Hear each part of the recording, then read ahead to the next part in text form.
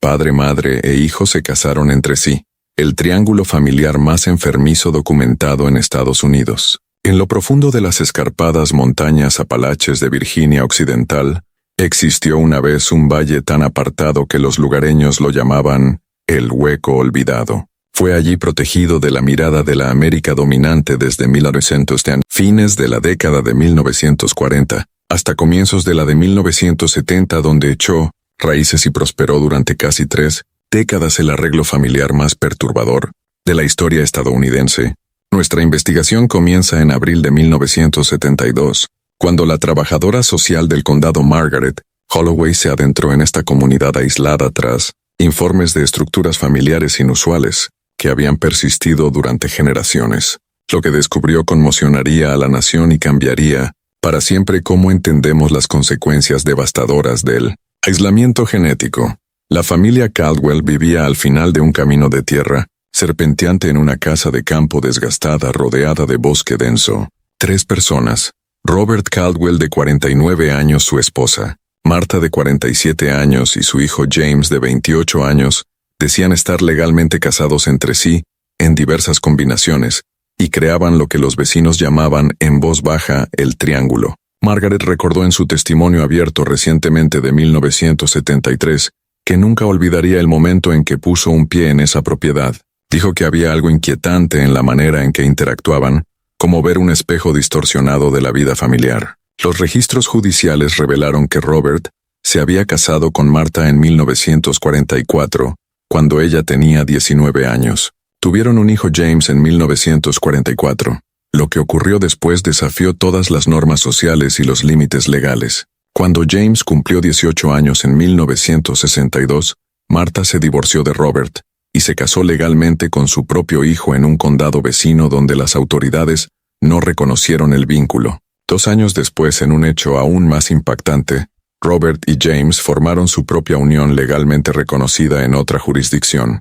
La familia mantuvo estas relaciones a 3 bandas abiertamente dentro de su comunidad aislada, donde generaciones de matrimonios entre parientes habían normalizado tales arreglos. Documentos de la oficina del secretario del condado muestran que al menos otras 7 familias en el Hueco tenían relaciones consanguíneas, similares aunque menos complejas, que se remontaban a la década de 1880. Las consecuencias físicas de generaciones de aislamiento genético eran inmediatamente visibles. James presentaba asimetría facial marcada con un ojo colocado notablemente más bajo que el otro. Sus primos hermanos, hijos de otras relaciones consanguíneas en el Hueco, mostraban rasgos similares: ojos inusualmente juntos, extremidades desproporcionadas y desarrollo cognitivo gravemente comprometido. El Dr. Howard Reynolds, quien realizó exámenes médicos a los residentes del Hueco en 1973, señaló que la degradación genética no se parecía a nada que hubiera visto en sus 30 años de práctica.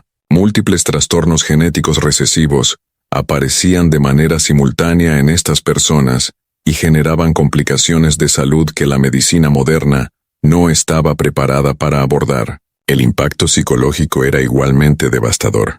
Los diarios personales de Martha, hallados durante la investigación, revelaron a una mujer atrapada en un ciclo generacional del que no podía escapar. Escribió en 1968 que las paredes de ese valle eran todo lo que conocía. Dijo que fuera había otro mundo que nunca comprendería sus costumbres. Dijo también que dentro había una prisión creada por ellos mismos.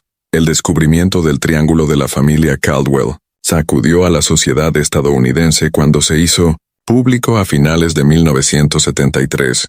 Provocó acciones legislativas inmediatas en varios estados para impedir vacíos en los registros de matrimonio y fortalecer las leyes contra las relaciones consanguíneas.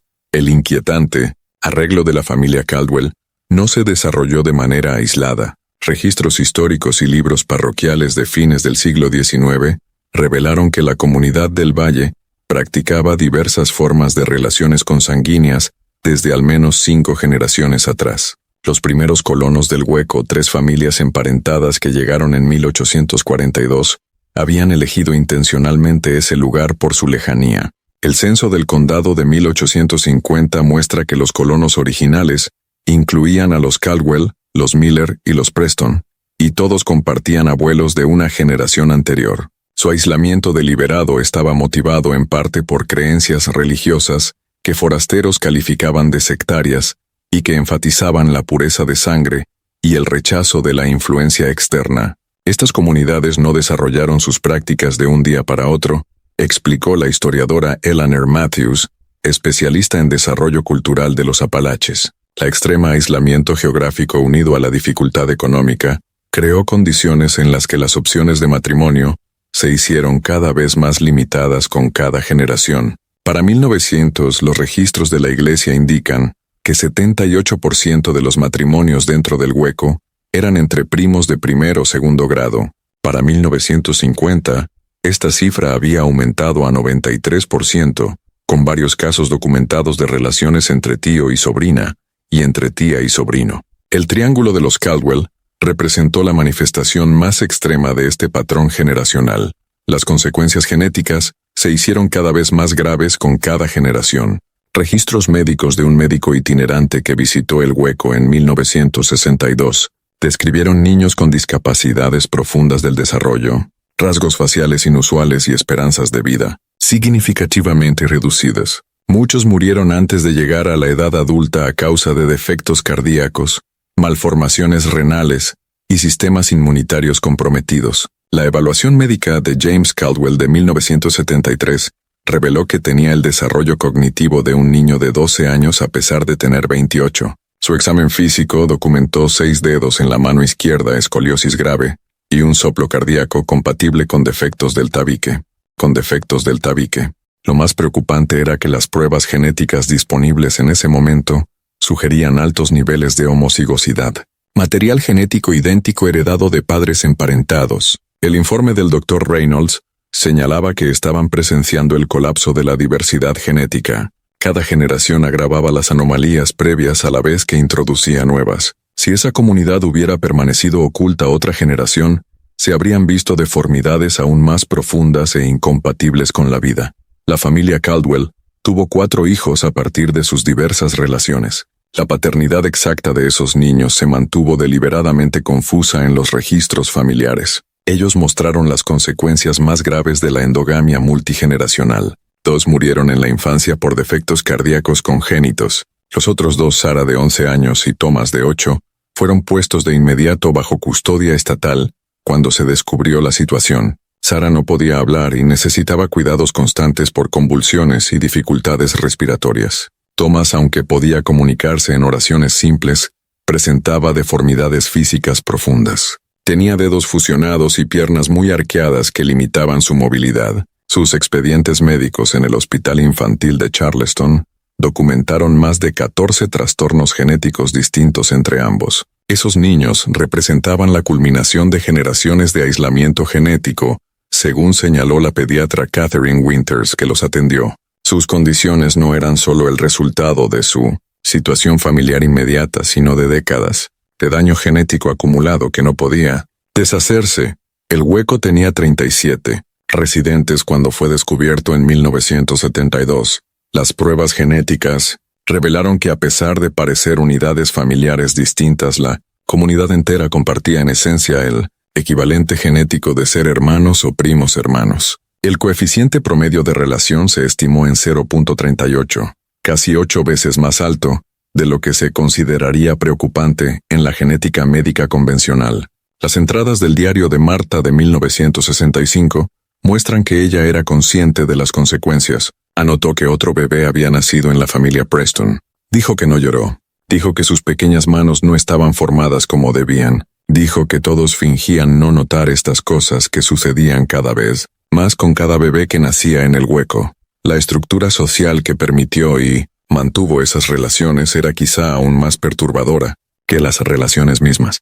Testimonios judiciales y entrevistas con residentes del hueco revelaron un sistema elaborado de reglas, justificaciones y dinámicas de poder que evolucionó durante generaciones para normalizar lo que el mundo exterior consideraba inconcebible. Robert Caldwell emergió como líder de facto del hueco durante la década de 1960.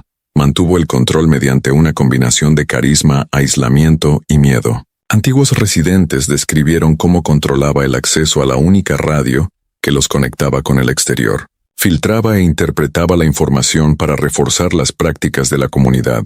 Reunía a todos los domingos por la tarde para escuchar los noticiarios, según explicó David Preston, uno de los pocos residentes que más tarde se integró en la sociedad mayoritaria. Decía que el mundo exterior se volvía cada vez más inmoral y peligroso, y que su modo de vida preservaba algo puro y antiguo. El papel de Martha en el Triángulo mostró las complejas dinámicas de poder en juego. Sus escritos personales, que abarcan 3 décadas, mostraron a una mujer que al principio resistió las prácticas de la comunidad, pero poco a poco se convirtió en una de sus defensoras más firmes. Para cuando se casó con su hijo James, ya había adoptado por completo las justificaciones del hueco. En 1963 escribió que James comprendía sus costumbres y que Robert lo había instruido. Afirmó que los 3 se completaban de una manera que los forasteros nunca entenderían. Sostenía que las leyes externas no eran las leyes de Dios. Sostenía que la ciencia del exterior no era su verdad. El propio James, entrevistado en 1975, tras recibir tratamiento psicológico, ofreció una visión escalofriante de cómo esas creencias pasaban a la siguiente generación. Desde sus primeros recuerdos le enseñaron que su familia era especial y elegida para preservar algo precioso. Dijo que nunca cuestionó casarse con su madre. Le parecía la progresión natural como el cambio de estaciones. La comunidad mantuvo su aislamiento mediante un sistema complejo de vigías y avisos. Los niños aprendían desde muy pequeños a esconderse cuando se acercaban vehículos. Las interacciones con forasteros se controlaban estrictamente y se limitaban a Robert y a otros 2 ancianos de la comunidad que viajaban a pueblos cercanos para abastecerse. Las leyes de asistencia escolar se eludían con un sistema rudimentario de educación en casa, centrado principalmente en los textos religiosos de la comunidad y en habilidades prácticas. Ninguno de los niños podía leer más allá de un nivel básico y las matemáticas se limitaban a sumas y restas necesarias para la agricultura. La investigación reveló que el hueco operaba con su propio sistema de justicia. La desobediencia se castigaba con aislamiento, correcciones físicas o en casos graves con expulsión. Esa expulsión era una sentencia virtual de muerte para personas sin educación ni comprensión del mundo exterior. Entre 1950 y 1970, los registros indican que 7 personas fueron expulsadas y nunca se volvió a saber de ellas. Quizá lo más inquietante era cómo la comunidad justificaba sus prácticas. Habían desarrollado un marco religioso elaborado que reinterpretaba pasajes bíblicos para apoyar las relaciones consanguíneas. Sus textos religiosos escritos a mano incautados durante la investigación contenían genealogías elaboradas que remontaban sus prácticas a supuestas tradiciones antiguas. No eran simplemente personas ignorantes que no sabían más, señaló el psicólogo Samuel Hoffman, que evaluó a varios miembros de la comunidad. Habían construido todo un marco moral alternativo que invertía los valores dominantes dentro de su sistema. Lo que consideramos aberrante era celebrado como la virtud más alta. Los residentes del hueco mostraron reacciones complejas cuando fueron confrontados por las autoridades. Algunos, especialmente los más jóvenes, mostraron alivio inmediato ante la intervención. Otros respondieron con miedo u hostilidad. Lo más inquietante fueron quienes genuinamente no podían comprender por qué su forma de vida era problemática. Se informó que Martha Caldwell preguntó a los investigadores cómo podía ser malo el amor entre familiares si era el amor más fuerte que existía. Esta pregunta reveló la distorsión fundamental en el corazón del sistema de creencias de la comunidad, la incapacidad de distinguir entre el afecto familiar y el apego romántico. Cuando las autoridades finalmente intervinieron en 1973, se enfrentaron al enorme reto de integrar a los residentes del hueco en la sociedad mayoritaria. Adultos que nunca habían conocido otra realidad tuvieron dificultades con normas sociales básicas. Los niños colocados en hogares de acogida presentaron trastornos del apego y una profunda confusión sobre límites apropiados. El descubrimiento del triángulo de la familia Caldwell en 1973 creó desafíos legales sin precedentes. No existían estatutos que abordaran adecuadamente la complejidad de su situación. Los fiscales lucharon por determinar cargos apropiados al tiempo que consideraban el aislamiento extremo de la comunidad y su comprensión limitada de las normas dominantes. Robert Caldwell enfrentó las consecuencias legales más graves. Los registros judiciales muestran que fue acusado por múltiples cargos relacionados con crear y mantener la estructura social del hueco. Su defensa alegó que simplemente continuaba tradiciones establecidas generaciones antes, pero los fiscales presentaron pruebas de que había ampliado e intensificado deliberadamente esas prácticas. Durante su juicio en noviembre de 1973, Robert se mantuvo sin arrepentimiento. Dijo al tribunal que lo juzgaban por sus leyes pero que ellos respondían a autoridades superiores. Afirmó que durante 6 generaciones habían preservado lo que el mundo exterior había olvidado. Señaló que la intervención había destruido algo antiguo y puro. La situación legal de Marta resultó más compleja. La evaluación psicológica sugirió que había sido adoctrinada desde la infancia y que potencialmente carecía de la capacidad para haber tomado decisiones informadas. Sus abogados la presentaron simultáneamente como perpetradora y víctima, alguien que había interiorizado los valores distorsionados del hueco mediante un condicionamiento de por vida. Durante su testimonio, Marta pareció genuinamente confundida por el proceso. Afirmó que hizo lo que hizo su madre y la madre de su madre. Dijo que nadie les dijo nunca que existía otra manera de vivir. Sus comentarios revelaron cuán completamente normalizadas se habían vuelto esas prácticas dentro de su comunidad aislada. James presentó el mayor desafío para el sistema legal, al haber nacido en ese entorno y haber sido sometido a su adoctrinamiento desde el nacimiento. Surgieron preguntas sobre su culpabilidad. Evaluaciones psicológicas extensas revelaron un deterioro cognitivo significativo derivado de factores genéticos, lo que complicó aún más el proceso legal. El juez William Harrington, que presidió los casos principales, señaló en su fallo que el sistema legal supone que las personas tienen una oportunidad razonable de comprender las normas sociales. Los residentes de ese hueco habían existido completamente fuera de esas normas durante generaciones. Esto plantea preguntas profundas sobre la justicia que los marcos actuales no están preparados para abordar. Los procesos legales generaron atención nacional y provocaron cambios legislativos en múltiples estados. Para 1975, 17 estados habían fortalecido las leyes sobre relaciones consanguíneas e implementado nuevas regulaciones para la verificación de licencias matrimoniales. Virginia Occidental creó específicamente nuevos estatutos para abordar comunidades aisladas y requisitos de denuncia obligatoria. Los procedimientos de custodia infantil resultaron igualmente desafiantes. Sarah y Thomas Caldwell, junto con otros 11 niños del hueco, se convirtieron en tutelados del Estado. Sus profundas necesidades físicas y de desarrollo desbordaron los sistemas de acogida existentes. Hubo que crear adaptaciones especiales, lo que tensionó recursos ya limitados. El propio hueco se convirtió en objeto de disputas legales sobre la propiedad de la tierra. Los registros históricos revelaron que las escrituras originales de 1842 nunca se habían registrado correctamente. Las familias habían vivido en la tierra durante generaciones, sin pagar impuestos ni obtener títulos actualizados. Esto complicó los esfuerzos para determinar el futuro de la comunidad. Robert recibió finalmente una condena de 15 años por su papel en el mantenimiento de las prácticas de la comunidad. Marta fue sentenciada a atención psiquiátrica en lugar de prisión con el reconocimiento judicial de su capacidad disminuida. James fue considerado incompetente para ser juzgado y fue internado en una institución estatal, donde permaneció hasta su muerte en 1981, por complicaciones relacionadas con defectos cardíacos congénitos. Los juristas continuaron citando los casos Caldwell al discutir la intersección entre aislamiento cultural, capacidad cognitiva y responsabilidad legal. La profesora de Derecho Elizabeth Montgomery de Harvard señaló en su análisis de 1985 que los casos Caldwell obligaron a nuestro sistema legal a confrontar sus suposiciones sobre el conocimiento moral universal. Planteó si se puede considerar plenamente responsables a individuos que fueron enseñados de manera sistemática a creer que las normas no se les aplicaban. El descubrimiento de la familia Caldwell y su comunidad aislada cambió de manera permanente la forma en que Estados Unidos entendió el aislamiento genético y sus consecuencias.